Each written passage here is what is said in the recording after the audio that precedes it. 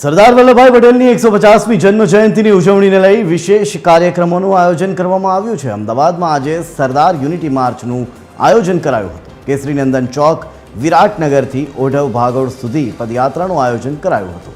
ભાજપ પ્રદેશ પ્રમુખ જગદીશ વિશ્વકર્મા અને મંત્રી જીતુ વાઘાણીએ યાત્રાનો પ્રારંભ કરાવ્યો। અમદાવાદ મેયર, રાજ્યકક્ષાના મંત્રી, સાંસદો, ધારાસભ્યો, એએમસીના અધિકારીઓ અને પદાધિકારીઓ પદયાત્રામાં જોડાયા હતા।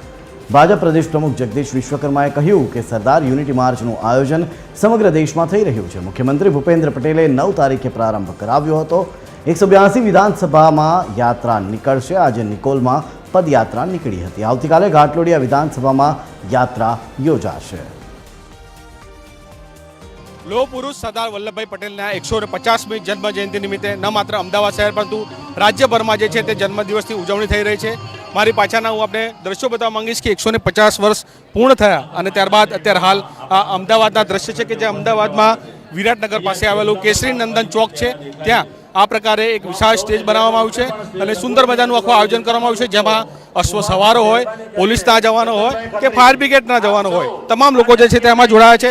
સાથે સાથે તેની બાજુના દ્રશ્યો બતાવવા માંગીશ કે જોઈ શકાય છે કે આખું આ વિશાળ રાષ્ટ્રધ્વજ જે છે તે આખો બનાવવામાં આવ્યો છે, જેમાં 1000 કરતાં પણ વધારે જે શિક્ષકો જે છે આમાં જોડાયા છે।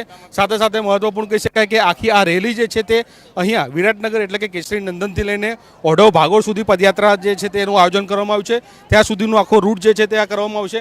સાથે સાથે જોઈ શકાય છે કે એક વિશાળ આખો આ રાષ્ટ્રધ્વજ જે છે તે બનાવવામાં આવ્યો છે અને પદયાત્રા થકી આ લોકો જે છે તે આ રાષ્ટ્રધ્વજ સાથે તમામ લોકો જે છે તે આમાં જોડાશે।